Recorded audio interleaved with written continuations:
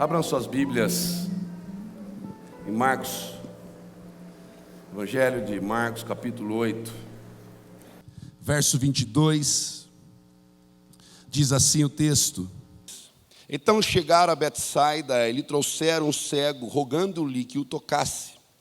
Jesus, tomando o cego pela mão, levou-o para fora da aldeia e, aplicando-lhe saliva aos olhos, impondo-lhes as mãos, perguntou-lhes: vê alguma coisa? Este, recobrando a vista, respondeu: vejo os homens, porque como árvore os vejo, andando. Então, novamente, lhe pôs as mãos nos olhos, e ele, passando a ver claramente, ficou restabelecido, e tudo distinguia de modo perfeito. E mandou Jesus embora para casa, recomendando-lhe: não entres na aldeia. Eu vou até o 29. Então Jesus e os seus discípulos partiram às aldeias de Cesareia de Filipe, e no caminho perguntou-lhes: quem dizem os homens que eu sou? E responderam: João Batista, outros Elias, mas outros algum dos profetas. Então lhes perguntou: mas vós, quem dizeis que eu sou? Respondendo, Pedro lhes disse: tu és o Cristo. Advertiu Jesus de que a ninguém dissessem tal coisa a seu respeito. Feche seus olhos. Pai, obrigado por essa noite. Nós adoramos o Senhor por intermédio dos louvores. Nós falamos com o Senhor através da oração. O Senhor já tem abençoado e tocado vidas nessa noite, porque o Senhor está entronizado no meio dos louvores. Eu oro para que esse momento onde a sua palavra vai ser exposta, ministrada, o Senhor me use como canal, como instrumento para falar ao coração da sua igreja nesse domingo. Não somente esse que encontra de uma forma presencial, presente neste ambiente, mas aqueles que estão, ó Pai, nos acompanhando por meio de comunicação, Senhor, ó Pai, pelas redes sociais. Eu oro, Senhor, para que o Senhor, de uma forma poderosa, a sua palavra saia como uma espada afiada ao coração do teu povo, e a sua mensagem seja entregue nessa noite ao coração da tua igreja. Por isso, abra os seus ouvidos, ó Deus, abra os seus corações, ó Pai, e que a sua palavra saia como flecha ao coração de cada um que aqui está. Senhor, me coloca à sua disposição, ó Senhor, me usa como canal, para que o Senhor fale ao coração da tua igreja, que a minha voz seja apenas o eco da sua voz, que vem do céu para essa noite, para falar com o teu povo. É assim que nós oramos, em nome de Jesus. Amém, Senhor. Amém. Pode se assentar. Esse texto que lemos agora é um texto bastante conhecido. É um texto onde Jesus vai com os seus discípulos, Betsaida, encontra um cego, e as pessoas trazem um cego naquele lugar. Jesus o toma o cego pela mão, leva para fora da aldeia, aplica-lhe saliva aos olhos, impõe as mãos sobre ele e depois faz alguns questionamentos, algumas perguntas para ele. Mas muitas pessoas dão ênfase aqui nesse texto ao cego, dá ênfase a esse homem que habitava, que morava por um longo tempo em Betsaida. Mas hoje eu queria trazer à luz do texto, à luz da exposição, que o foco principal aqui não era o cego, não era o cego de Betsaida. O foco principal de Jesus, a lição que Jesus queria dar, era para os discípulos naquele dia. Os discípulos haviam estado com Jesus na multiplicação de pães, os discípulos haviam estado com Jesus na primeira multiplicação de pães, estiveram com Jesus também na segunda multiplicação de pães, a primeira com 5 pães e 2 peixinhos, obtida por um menino, e o Senhor alimenta mais de 5.000 homens, além das mulheres e das crianças. Na segunda, com 7 pães e alguns peixinhos, ele alimenta cerca de quase 4.000 homens, além dos homens, das mulheres e das crianças. Jesus está operando milagres, cura. No capítulo anterior, ele cura um gago, ele cura um surdo. Jesus põe a mão sobre a sua enfermidade, e os discípulos caminhando com ele, vendo tudo aquilo, os discípulos contemplando tudo aquilo juntamente com Jesus. E o texto discorre no versículo 11 do capítulo 8, diz que saindo os fariseus puseram-se a discutir com ele, e tentando pedir um sinal dos céus. Você vai ver também no Evangelho de Mateus, a partir do versículo 16, a partir do capítulo 16, versículo 1, essa mesma narrativa, aonde os fariseus chegam a Jesus e começam a discutir com ele, pedindo um sinal dos céus. E Jesus diz que nenhum sinal seria dado a eles, essa geração perversa, essa geração incrédula, essa geração corrupta, que não fosse o sinal de Jonas. Aqui Marcos não narra dizendo que ele não daria, exceto o sinal de Jonas. Mas em Mateus, capítulo 16, versículo 1 adiante, no capítulo 4, versículo 4, ele vai dizer, na última palavra, no último versículo, que ele daria somente o sinal de Jonas. Às vezes nós estamos lendo o texto, queria só trazer uma curiosidade para que você se aprofunde na palavra sempre. Porque se você encarar o texto, se você meditar no texto, se você fizer perguntas para o texto, ele vai te responder, porque ela é a palavra de Deus, e quando nós abrimos a palavra, Deus se comunica conosco, Deus fala conosco, e nós precisamos entrar no texto. Você não deve somente ler a palavra. Você deve ler a palavra, deve praticar a palavra, você deve meditar nela dia e noite, como diz a palavra de Deus lá em Josué capítulo 1. Medita nessa lei de dia e de noite. O Senhor instrui Josué. Então, por que será que Jesus pede um sinal de Jonas? Depois entraremos no texto, estou discorrendo algumas coisas para vocês. Porque se você for estudar o livro de Jonas, você vai ver que Jonas, ele está narrando na terceira pessoa o primeiro capítulo, na primeira pessoa o segundo capítulo. Quando ele entra dentro do peixe, quando ele está dentro do peixe, ele ora dentro do peixe, e depois ele vai narrando o que estava acontecendo com ele.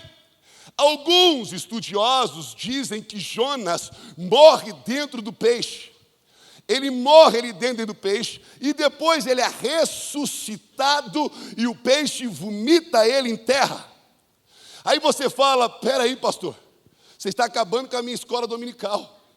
Quando eu era criança, eu aprendi que Jonas ficou 3 dias e 3 noites dentro do peixe vivo, ajoelhadinho, orando.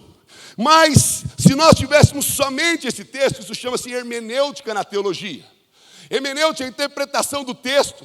Se nós tivéssemos somente esse texto, nós poderíamos colocar em tese que realmente Jonas poderia ter ficado vivo. Porém, no capítulo 2 de Jonas, versículo 6, ele declara algo muito importante.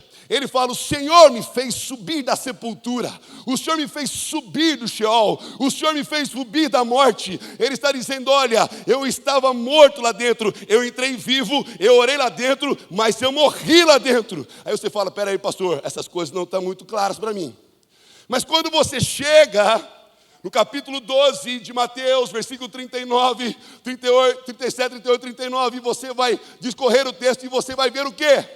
Que Jesus fala, nenhum sinal será dado a essa geração corrupta, incrédula, a não ser o de Jonas, que ficou 3 dias e 3 noites dentro da barriga de um peixe. Assim o Filho do Homem ficará 3 dias e 3 noites no coração da terra. Então quer dizer, se eu nego a morte de Jonas, eu também nego a ressurreição de Jesus. Jesus está fazendo uma analogia dizendo, olha, assim como Jonas ficou 3 dias e 3 noites dentro da barriga de um peixe, assim também o Filho do Homem ficará 3 dias e 3 noites no coração da terra.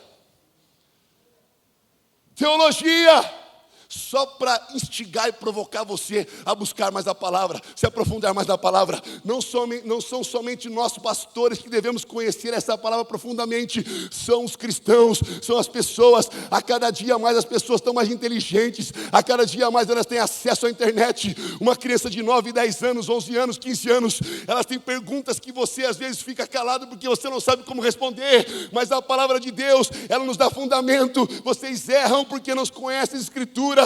O meu povo padece por falta de conhecimento. Então nós adquirimos conhecimento, adquirimos autoridade, adquirimos sabedoria, lendo, observando, meditando na palavra de Deus. Então ele diz isso. E Jesus continua com os discípulos. Depois desse ocorrido, versículo 14. Ora, aconteceu que eles se esqueceram de levar pães, e no barco não tinham consigo senão um pão. Eles entram depois dessa situação, eles entram no barco. Eles tinham esquecido de trazer pão. Jesus já havia feito a primeira multiplicação de pães, eles estavam juntos. Um pouco antes, Jesus já tinha realizado o segundo milagre, da segunda multiplicação de pães. Só que os discípulos tinham os olhos nas coisas materiais, tinham os olhos nas coisas terrenas, tinham os olhos nas coisas dessa terra. Os seus olhos espirituais ainda não foram abertos. Eles não sabiam quem Jesus era. Eles não sabiam que Jesus de fato era revelado a eles. Eles não sabiam quem eles estavam seguindo realmente. Nós iríamos descobrir depois. Nós iríamos ver, eles iriam ver depois. Mas até aqui, eles não sabiam quem Jesus era de fato. Então eles chegam no barco, sentam no barco, juntamente com Jesus, estão sentados, e naquele momento, Jesus previne, dizendo: vede, guardai-vos do fermento dos fariseus e do fermento de Herodes. Jesus está dizendo: tome cuidado com a doutrina dos fariseus, tome cuidado com os ensinamentos dos fariseus, eles são muito perigosos. Os costumes dos fariseus, os religiosos, a doutrina dos fariseus religiosos são muito perigosas. Tome cuidado com isso. Mas como os discípulos ainda não tinham uma mentalidade mais elevada, não tinham conhecimento de quem era Jesus, não tinha discernimento espiritual, então ele levou essa palavra ao pé da letra. E o que acontece? Jesus percebe que eles discorriam em si e diziam: aqui não temos pão.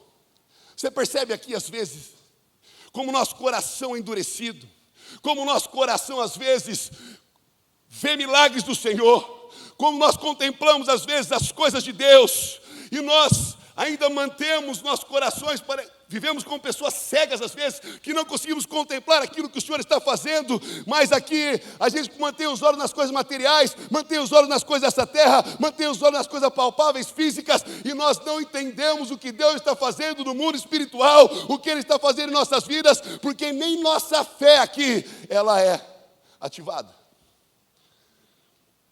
Dizemos que cremos, como o pastor Flávio pregou pela manhã, mas a atitude nossa não é de quem crê. A atitude nossa não é de quem confia. A atitude nossa não é de quem se entrega. A atitude nossa é de alguém, talvez, que nunca conheceu a Deus. Porque se nós entendêssemos quem Deus é de fato, quando Ele dissesse algo para nós, todo mundo poderia dizer que não, mas nós manteríamos e andaríamos firmados, alicerçados e fundamentados naquilo que Ele disse para nós. Quantos de nós, acho que todos aqui, teve uma palavra de Deus, uma promessa de Deus? Se você não teve através de alguém, se você não teve através de um momento particular, você teve pela palavra, porque a Bíblia nos dá mais de 6.000 promessas, e se nós recebêssemos dia após dia essas promessas, nós teríamos muitos motivos de gratidão a Deus. Então, queridos, há tantas promessas, há tantas palavras lançadas sobre nós, e às vezes nós andamos como pessoas que não têm vida, que não têm esperança, que não têm fé, que está vendo os milagres, está vendo a multiplicação, está vendo a cura, está vendo o Senhor agindo, anda com Jesus lado a lado, tem título de cristão, mas não agem, não reagem como filhos e filhas de Deus, que quando o Pai fala, obedece e vive segundo a sua vontade.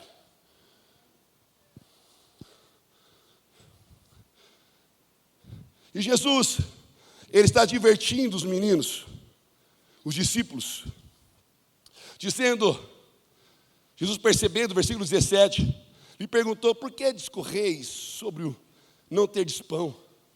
Ainda não considerais, nem compreendeis? Tens o coração endurecido? Tem olhos e não vedes? E tem ouvidos e não ouvis? Não vos lembrais de quando parti os 5 pães para 5.000? Quantos cestos cheios de pedaços sobraram? Responderam 12.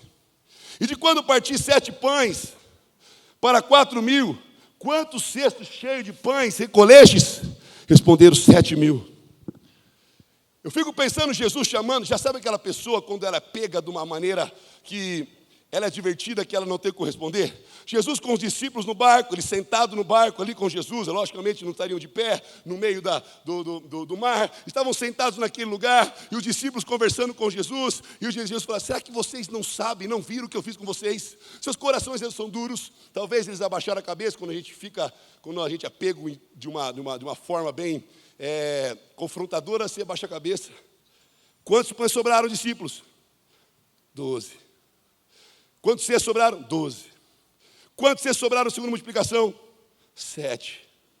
Jesus está dando uma lição para eles, dizendo para eles: olha, vocês andam comigo, vocês se relacionam comigo, vocês ouvem a minha palavra, mas vocês ainda não me conhecem. Vocês foram tocados, vocês sabem o que eu tenho feito, mas ainda vocês não me conhecem de fato. E o que acontece no texto, Jesus continua dizendo: ao que lhe disse Jesus, não compreendeis ainda? Será que vocês não irão além disso? Será que vocês não entenderão além disso? Será que não compreendeis ainda o que eu estou fazendo, o que eu estou falando? Será que vocês não viram que o que vocês estão precisando são discernimento espiritual, para discernir as coisas que estão acontecendo dentro da sua casa, dentro da sua família, dentro dos seus filhos, no ninho onde você vive, aonde você atua? Será a igreja que nós não estamos percebendo o que o Senhor está fazendo, enquanto nossos olhos estão na horizontal, enquanto nossos olhos estão nas coisas físicas, enquanto nossos olhos estão nas coisas palpáveis, enquanto nossos olhos estão nas coisas que nos interessam, e o Senhor tem feito grandes coisas, e nós não estamos entendendo o que Ele está fazendo, pedindo para nós.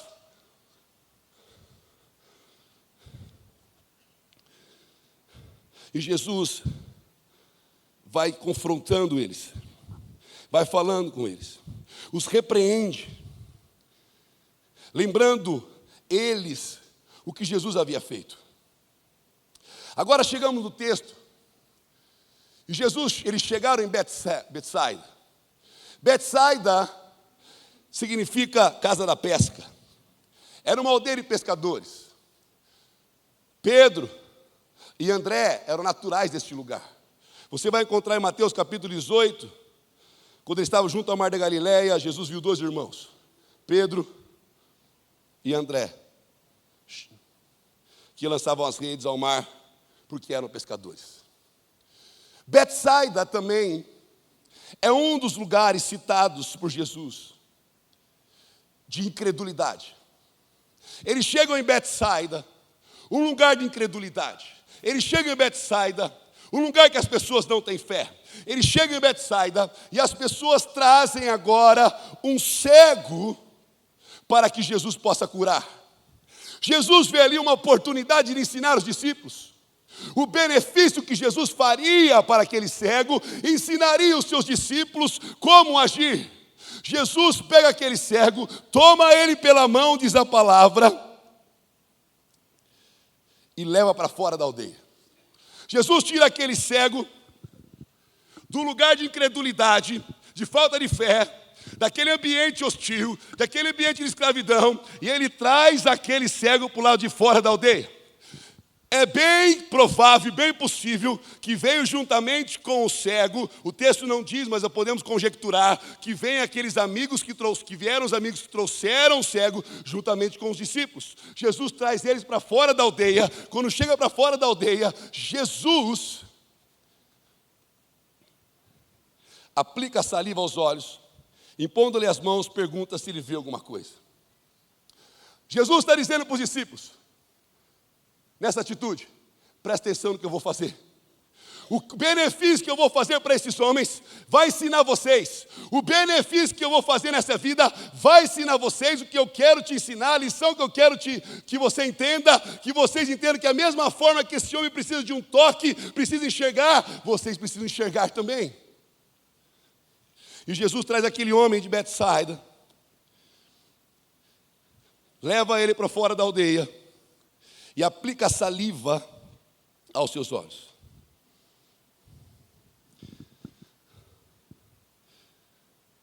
Na verdade, Jesus estava fazendo isso, quando Jesus questiona os discípulos, Ele está trazendo à memória dos discípulos aquilo que Ele fez.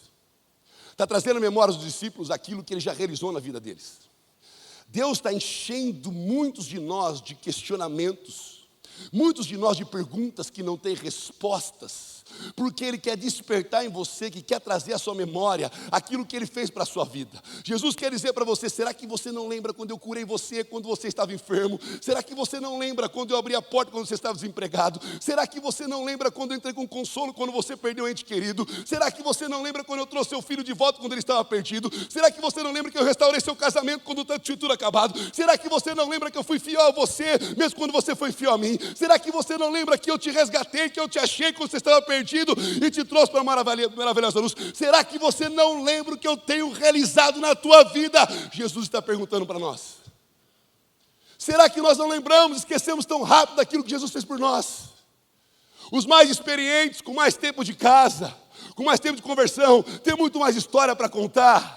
Vocês que já são avós, vocês já lutaram pela sua vida própria, vocês lutaram profissionalmente, vocês estudaram, vocês lutaram, vocês passaram por momentos difíceis, depois vocês casaram, passaram por momentos no casamento, ajustes, e o Senhor foi fiel no seu casamento, depois vocês tiveram seus filhos, criaram seus filhos, não foi tão fácil você educar, você criar, eles crescerem, você ter o sustento, você dar consolo, você ensinar os caminhos, você orar. Eles se perderam, mas eles voltaram, ou eles ficaram confusos e você foi trazer solução. Depois eles cresceram, depois eles se casaram, você fez parte, ajudou no casamento, na adaptação, e depois de um tempo, os seus filhos tiveram filhos, vocês tiveram netos, e você ajuda na criação dos seus netos. Então os seus filhos passam por situações que você pode ajudar eles com as suas experiências, mas você esqueceu de tudo que o Senhor fez.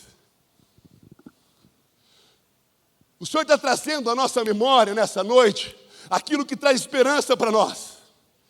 O Senhor está trazendo à memória nessa noite aquilo que Ele fez por você. O Senhor está trazendo à sua memória nessa noite, para que você não esqueça nessa situação que você está passando, onde você pergunta: onde está Deus? Que Ele continua no mesmo lugar, sentado no alto sublime trono, olhando pela tua vida, olhando por você, agindo em seu favor, para que você saia dessa situação como você saiu antes. Ele está chamando a tua atenção para dizer: olha, será que você não lembra dos 5 pães e 2 peixinhos que eu multipliquei em suas mãos? Será que você não lembra dos 7 pães e alguns peixes que eu também multipliquei em suas mãos para alimentar a multidão, para alimentar as pessoas, para trazer um milagre na sua casa? Será que você esqueceu? Ele diz: eu ainda não mudei. O meu endereço é o mesmo, Nova Jerusalém.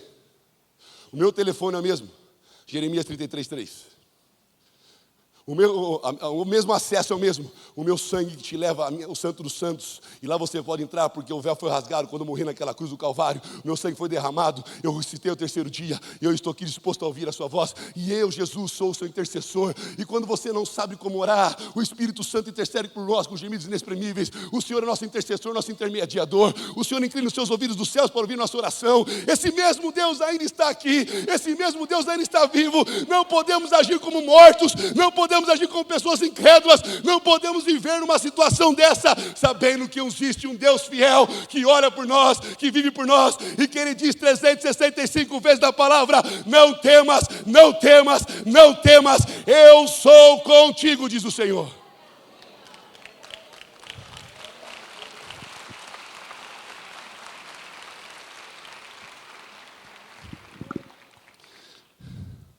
E Jesus escorre. Será que vocês não irão além disso? Será que não compreendeis ainda? Será que vocês esqueceram do cuidado?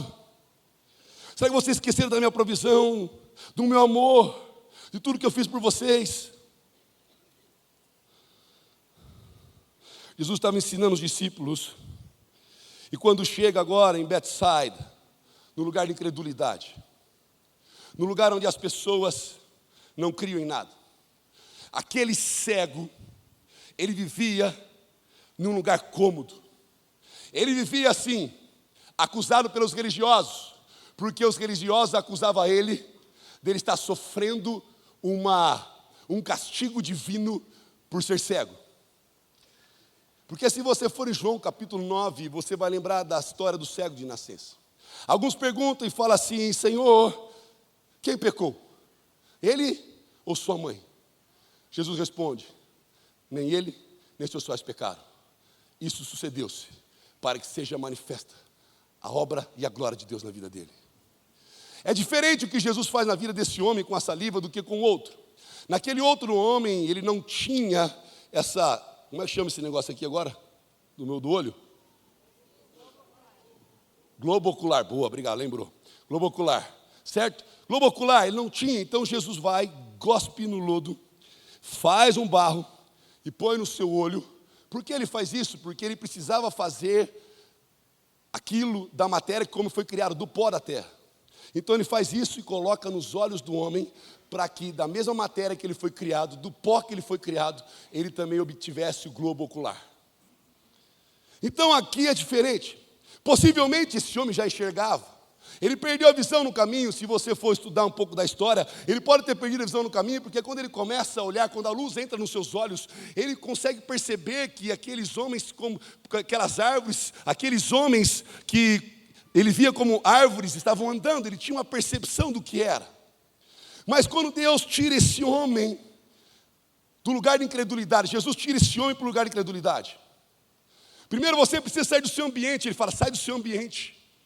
Jesus está dizendo para os discípulos: eu tirei vocês do ambiente que vocês viviam. Eu tirei vocês do ambiente que vocês estavam sobre a condenação. Eu tirei vocês do ambiente da lei que vocês viviam. E eu estou tirando, como eu estou tirando esse homem, eu tirei vocês também para tocar a vida de vocês. E eu já toquei a sua vida. Olha que interessante que o texto fala. Ele vem e tira esse homem desse cenário de incredulidade, desse cenário de culpa, desse cenário de erros, desse cenário de afronta, desse cenário de acusação. Ele tira esse homem de lá. Você não tem como viver aí, até cômodo viver ali, você até acostumou viver ali, mas não é aqui o seu lugar que você tem que estar. Eu preciso tirar você daqui neste lugar, trazer você para fora da aldeia, porque eu preciso fazer um milagre na sua vida, e o milagre que eu vou fazer na sua vida vai beneficiar esses outros que andam comigo, e o que eu vou fazer com você vai trazer uma lição para eles. A cura que eu vou trazer aos seus olhos vai ensinar a eles que eu estou tocando eles também. O que eu realizei em vocês vai ensinar os outros o que eu estou fazendo na sua vida.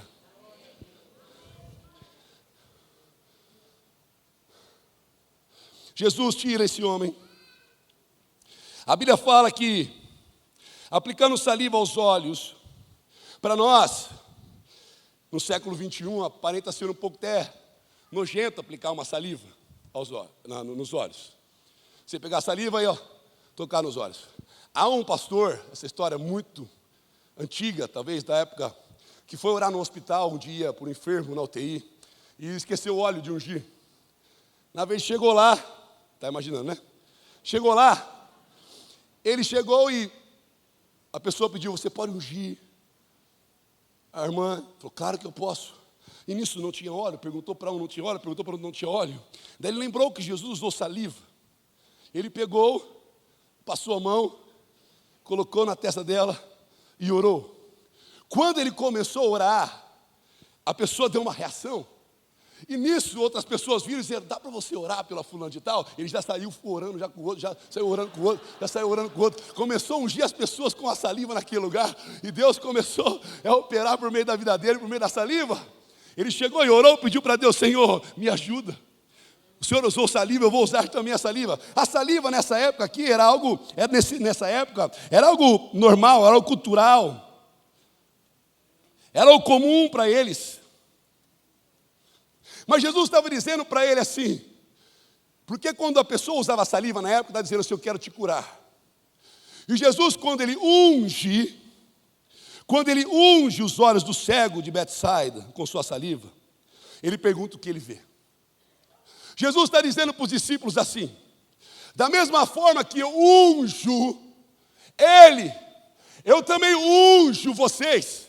A unção que eu lanço sobre ele é a unção que eu dou para vocês. Sabe o que ele está dizendo? É o que sai da minha boca que traz poder e unção para a tua vida, para curar. Vocês têm a minha palavra todo dia. Eu tenho me revelado a vocês. Eu tenho dado palavra de vida, revelação a vocês. É a minha palavra que traz unção para vocês. Eu estou dizendo, como algo que sai da minha boca pode curar, pode sarar, a minha palavra pode sarar vocês. O Senhor está dizendo: é o que sai da boca de Deus que vai sarar vocês. É o que sai da boca de Deus que vai curar vocês. É o que sai da boca de Deus vai trazer unção para a vida de vocês.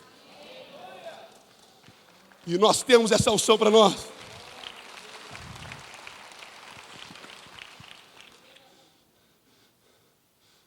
E às vezes nós perguntamos: Senhor, me dá uma unção especial. Ah, meu querido, já foi dada quando Ele liberou uma palavra sobre a sua vida. Já foi dada quando Ele te resgatou. A unção veio sobre você para quebrar todo jugo.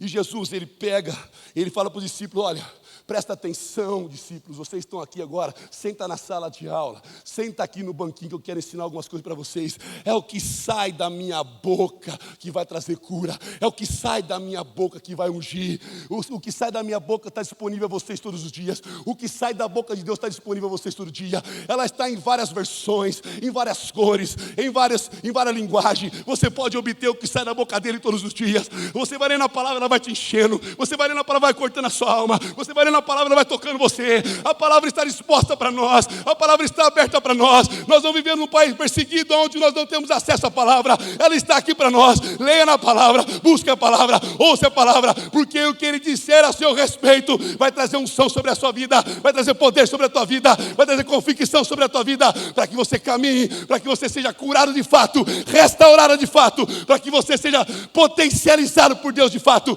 e faça a diferença onde te levar.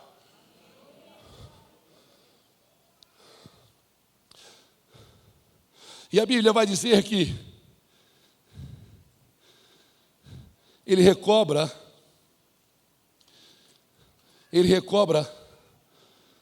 a vista. Quando ele recobra a vista, ele responde: vejo homens, porque como árvores os vejo. Ele diz para os discípulos assim: assim como estou tocando esse homem, eu toquei vocês já.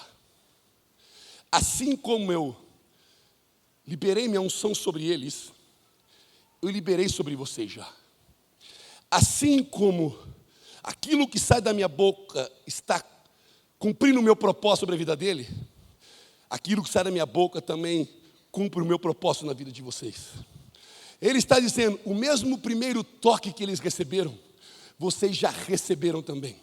Agora eles perguntam assim, ele recobra a vista, já traz luz sobre os seus olhos, ele começa a ter luz. Agora esse homem já não está mais em densas trevas, esse homem já não está mais na escuridão. Quando ele encontra com Jesus, quando ele é tocado por Jesus, ele começa a ver luz sobre os seus olhos, ele começa a ter percepção, uma luz aparece na sua vida, ele começa a ter um pouquinho de discernimento do que está acontecendo, um pouquinho de noção do que está acontecendo. Ainda não é claro, ainda não é perfeito, mas ele já sabe que não é como era antes. Quando encontramos com Jesus, nós sabemos que quando Ele nos toca, as coisas já não são mais como era antes. Parece meio confuso no começo, a gente não entende muito bem, a gente não tem aquela clareza perfeitamente, mas o Senhor, Ele chama a gente para mais um toque, chama a gente para mais uma experiência, chama a gente para mais um passo. E o que acontece aqui, está dizendo para os discípulos, assim como Ele está chegando embaçado as coisas, porque a Bíblia fala que porque como árvores eu vejo andando, os vejo andando. Eu vejo eles como coisas, eu vejo o homem como coisas, eu vejo o homem como alguma coisa relacionada a essa terra. Ele está dizendo para os discípulos: é assim que vocês estão vendo. Vocês estão vendo, quando eu disse dos fermentos, você associou o fermento com o pão. Vocês associaram com as coisas dessa terra. Vocês viram assim como as coisas dessa terra. Vocês viram como coisas somente que na horizontal, as coisas que vocês têm como palpável, como físico. Mas assim como isso está acontecendo com esse homem, aconteceu com vocês também, discípulos. Assim como esses homens está vendo os homens como árvores andando, vocês também estão vendo os meus milagres como coisas físicas e palpáveis. Vocês não estão vendo um discernimento espiritual, vocês não estão vendo numa ótica dos céus, vocês não estão vendo como eu vejo aqui do alto, vocês estão vendo como homens normais, como homens que parece que não nasceram de novo. Ele está dizendo: porque como árvores eu os vejo. Eu vejo as coisas da terra, tá? Olha, o que eu vejo quando ele está dizendo para os discípulos, é assim que vocês estão vendo. Está aprendendo a aula? Vocês estão entendendo a aula? Estão entendendo o que eu estou dizendo para você, Pedro? E para você, João? E para você, Tiago? E para você, Bartolomeu? E para você? E ele vai dizendo, André? E para você? Ele vai passando. E para você, Mateus? Ele vai dizendo, vocês estão entendendo o que eu estou te falando? Esses são vocês. O que eu faço com esse cego aqui? Quando eu tirei ele de Betsaida, alguns de vocês também são natural de lá. Certo, Pedro? Certo, André? Certo, Senhor. Eu tirei vocês de um lugar de incredulidade. Eu tirei vocês de um lugar de desprezo. Eu tirei vocês de um lugar de culpa. Eu tirei vocês de um lugar de condenação. Eu tirei vocês de um lugar de sofrimento. E eu resgatei vocês para outro lugar. Tirei vocês da aldeia para ter um particular com vocês, para falar com vocês, para tocar vocês, para me revelar a vocês, para que os outros vejam quem eu sou também. Vocês estão entendendo, discípulos? Vocês estão entendendo, discípulos? Vocês estão entendendo, igreja, o que o Senhor está fazendo com você essa noite? E olha só, e diz o texto que ele recobra a vista, entra a luz em seus olhos, a partir dali entra a vida nele, ele não está mais em total trevas, ele encontra Jesus,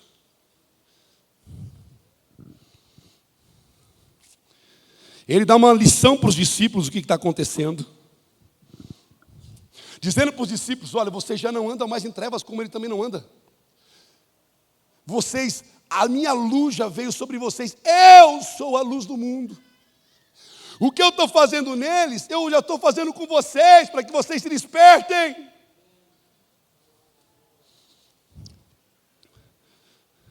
Ele diz: vocês já presenciaram grandes milagres, já viram curas, ressurreições, multiplicação de pães, cura de um surdo e gago. Vocês viram tantas coisas. Vocês já foram tocados. Vocês já foram tocados, diz o Senhor para nós. Nós vimos tantas coisas, dentro de nós e fora de nós, dentro de nós e externamente também em nossas vidas. Porque o processo de Deus começa dentro para depois ser fora. A transformação é dentro para depois ser fora. Cristianismo não é mudança de comportamento. Cristianismo é transformação do coração. E ele vai dizendo: assim como a visão desse homem ainda não é perfeita, a de vocês também não é. Porque vocês só estão olhando para as coisas dessa terra? Porque vocês só associam as coisas dessa terra? Porque vocês não entenderam ainda quem eu sou? O que eu estou fazendo na vida dele, é o que está acontecendo na vida de vocês. O foco não é ele. Eu vim, ele vai ser beneficiado, ele vai ser abençoado, mas a lição é para vocês. Quando Deus realiza algo na vida de alguém, e desperta algo em você, é Deus te lembrando novamente, para que você coloque os olhos nas coisas do alto novamente, para que você lembre daquilo que Ele realizou na sua vida. E os discípulos, a palavra vai dizendo que os discípulos enxergavam somente o contato, o contexto material, era só material.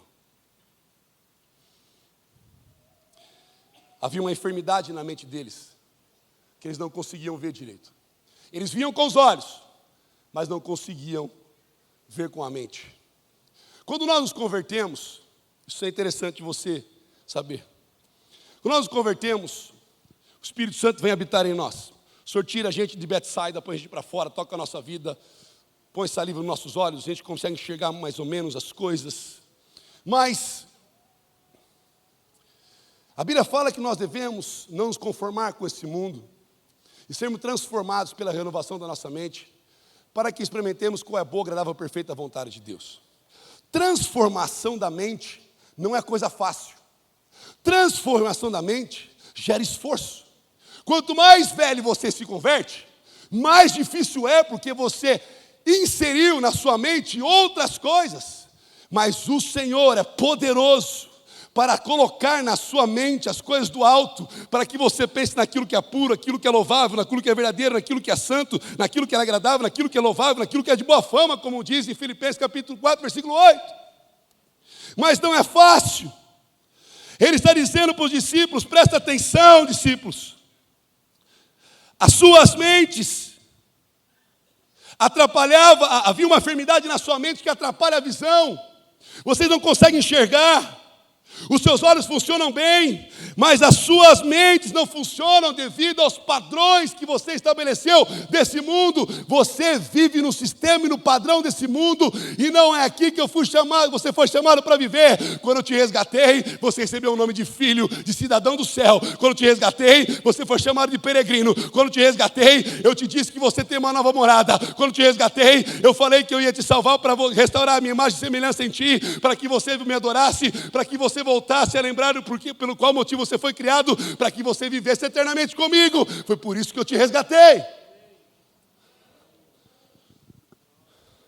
Eu não estou dizendo que você não deve desfrutar daquilo que Deus pode te dar aqui na terra. Deve ser bom mordomo disso. Porque as cartas que Paulo escreve, Pedro escreve, também existem pessoas com grandes recursos dentro da igreja. Mas ele adverte dizendo: o amor ao dinheiro é a raiz de todos os males. E porque muitos agiram assim, abandonaram a fé. Mas voltando para o texto diz que então novamente pôs as mãos nos olhos e passaram a ver claramente. Ficou restabelecido e tudo distinguia de modo perfeito. E mandou Jesus embora para casa, recomendando-lhe: não entres na aldeia. Agora Jesus está dizendo: olha o seguinte, como eu vou tocar ele pela segunda vez, para que ele enxergue, a partir do ensinamento eu vou tocar vocês também. Então Jesus toca aquele homem que ele tirou daquele cenário de incredulidade, daquele cenário de escravidão, e coloca ele em outro lugar. Era um lugar cômodo para ele, gente. Talvez estava tantos anos ali, acostumado a viver debaixo daquelas vozes, debaixo daquela afronta, debaixo daquela acusação, debaixo daquela culpa, que as pessoas faziam tudo para ele, também era bom para ele. Era um bem secundário. Ele podia receber alguma coisa. Então ele estava ali, as pessoas levavam ele conhecia o local. Eu joguei num clube, né, o Tombense aqui em Minas Gerais, o último clube que eu joguei. Eu disse que eu vi naquela cidade coisas que eu nunca vi na minha vida. Primeiro eu vi o fofoqueiro da cidade, era mudo. Contava tudo para todo mundo, sabia tudo. E chegava lá, fulano, o jogador jogava mal, o jogador ficava de costas, ele fazia assim direto. Aí, eu estou falando, e um cego andava de bicicleta. E você vai lá, vai conhecer esse Tombos. Você não conhece Tombos? Lá, eles dizem que o gato preto dá sorte, não dá azar. Gente, parece uma coisa que é engraçada. O nome do lugar é Gato Preto. O nome do mercado é Gato Preto, da farmácia é Gato Preto. Eu falei, gente, mas Gato Preto, antes da minha conversão, é lugar de azar. Não, aqui é sorte. Lá na sua cidade é azar, aqui é sorte. Aqui deixava escada de propósito, você passar embaixo, sabe quando você tinha superstição? Você passava debaixo debaixo da escada, foi mais passar debaixo da escada, antes da conversão, na superstição aqui do Brasil, é azar. Lá é azar, aqui é sorte. Pode passar que vai acontecer muita coisa. Gente, é uma cidade doida. Mas muita gente boa, querida, naquele lugar, Tombos, né? Tombos, em Minas Gerais. Eu joguei lá na Tombense, é um time que está lá. Então, o mudo era o fofoqueiro e o cego andava de bicicleta. É possível que um cego sinta-se confortável no lugar, saiba já os locais que ele está indo. Sabe o que Deus está ensinando para a gente hoje? Aquele lugar, às vezes, era estável para ele.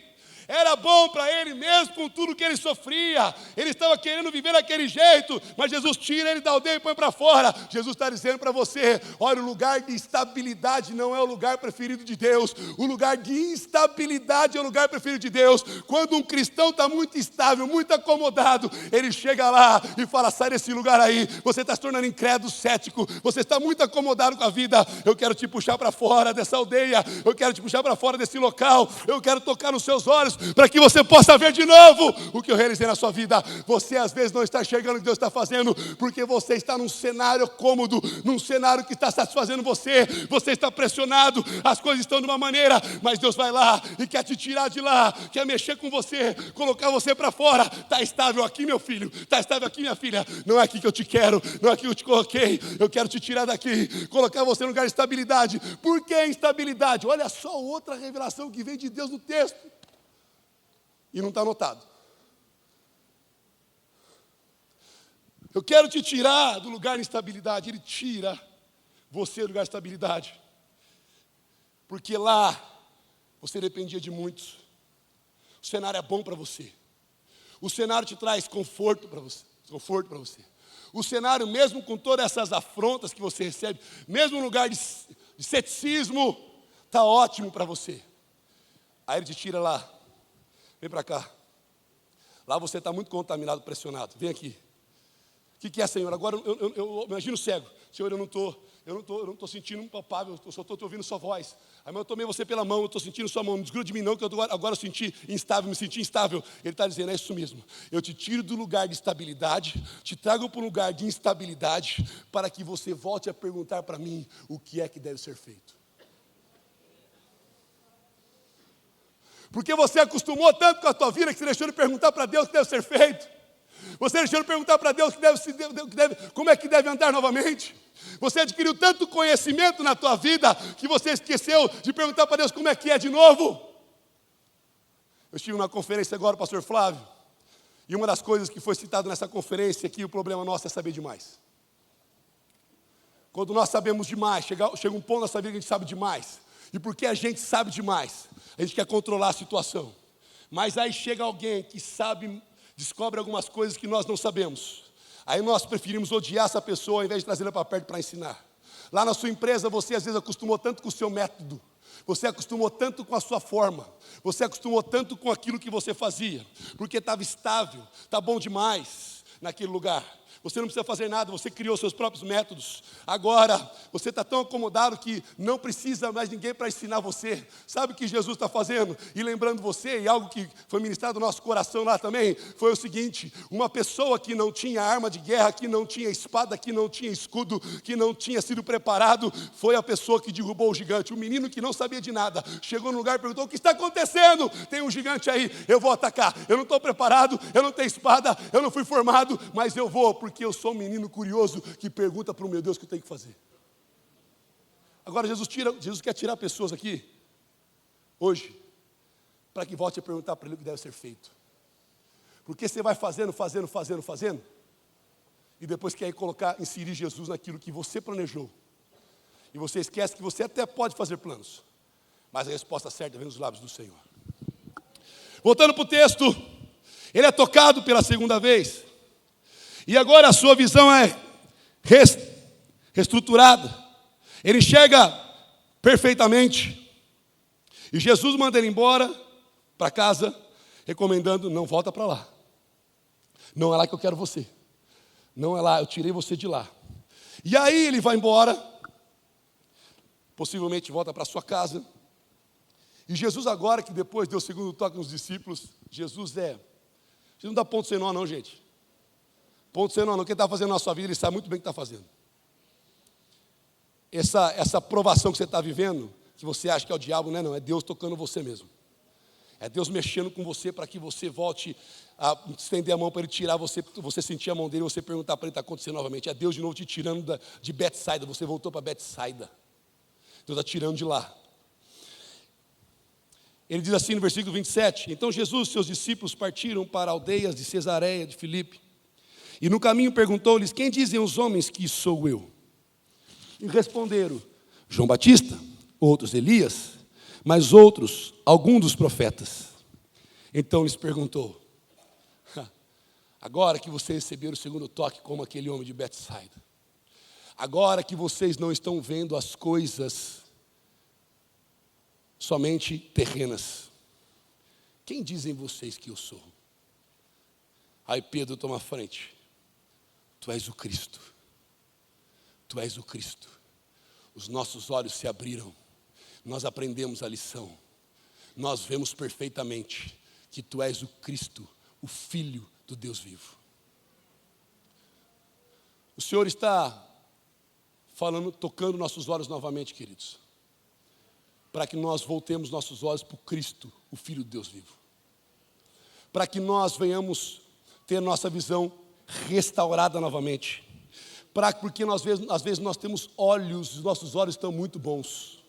A luz nos nossos olhos estão muito boas, mas as coisas você não consegue enxergar mais Deus na situação. Você consegue enxergar somente as coisas dessa terra. Você não dorme, você toma remédio para dormir faz anos, porque você vive preocupado com situações que estão acontecendo na sua vida. Você não consegue sair de um quadro depressivo, não porque somente isso te afeta, mas porque você não consegue enxergar novamente uma saída, o Cristo Deus vivo na sua vida. Você não consegue sair da sua cama muitas vezes porque você esqueceu de olhar para Ele, o Cristo Deus vivo, e Deus tira você do cenário de que você vivia, traz você para outro cenário, para tocar você, para tocar os seus olhos, colocar saliva nos seus olhos, para que você volte a enxergar, e se as coisas não estiverem muito claras, Ele vai tocar de novo, para que você reconheça o Senhor em todos os seus caminhos, e não se apoie mais no seu próprio entendimento. O Senhor, Ele está trazendo para a gente, Ele quer recobrar a nossa visão. Ele quer lembrar a gente primeiro, o que Ele realizou em nós, o que Ele fez por nós, o que Ele já fez na sua vida, quantas orações respondidas, quantos milagres, cura, libertação, salvação, portas abertas. O Senhor está trazendo à sua memória de novo o que Ele tem feito na sua vida. Está recobrando a sua vista de novo, para que você volte a enxergar. Porque ele não era cego, ele ficou cego. Jesus quer que ele volte a enxergar. E Jesus quer chamar, por meio desse texto, a atenção dos discípulos que estão sentados aqui hoje, para dizer: será que vocês não entendem? Será que vocês não compreendem? Será que vocês sabem discernir o tempo e a época, e não sabem discernir o que o Filho do Homem está fazendo na vida de vocês? O Senhor está nos chamando a colocar os olhos nas coisas do alto, a entender que essa batalha que você luta, e você quer enfiar o seu filho, escuta o que o Espírito Santo está dizendo, eu digo isso na autoridade, no nome de Jesus, que o seu filho está vivendo, você enfia ele em terapeuta, você está colocando no terapeuta, em psicólogo, você está enfiando o seu filho, a sua filha, você está colocando eles lá para um psiquiatra. Eu não tenho nada contra especialistas, é necessário sim, mas às vezes essa situação não é para você olhar como coisas naturais, essa situação é espiritual. A nossa luta não é contra a carne, nem contra a sangue, mas contra principados e potestades. Você precisa se colocar de joelho, batalhar por ele, porque o que ele precisa é libertação do Senhor. Para de enxergar as coisas como árvores, para de enxergar as coisas como terrenas. O Senhor te toca nessa noite para que você volte a enxergar as coisas espirituais, porque o mundo espiritual é real. Você deixou de orar, deixou de buscar, você entrou em Betsaida. Você entrou em Betsaida e não sabe como se tocar. Aqui você não ora, aqui as vozes tomam conta de você, aqui a lei toma conta de você, aqui as circunstâncias tomam conta de você, aqui a religião toma conta de você, aqui o medo toma conta de você, aqui a pressão toma conta de você. Mas quando ele chega lá, algumas pessoas trazem você para algum lugar, é você até Jesus, ele toma você pela mão e tira você de lá de novo, e fala: é aqui que eu quero você, é na minha presença, é diante de mim, é juntamente com meus discípulos, porque eu quero me revelar a você, eu vou tocar você, você vai recobrar sua vista, eu vou trazer luz para você. Você se encontrou comigo de novo, para que você não mais olhe as coisas dessa terra, mas que eu quero levantar o seu queixo nessa noite, para que você olhe para o céu, e você levante os seus olhos, e você entenda que do alto vem o seu socorro. Eu sou o seu socorro, bem presente na hora da angústia, diz a palavra do Senhor. De onde virá o meu socorro? O meu socorro vem dos céus, o meu socorro vem do Senhor, que fez os céus e a terra, e tudo que nela há.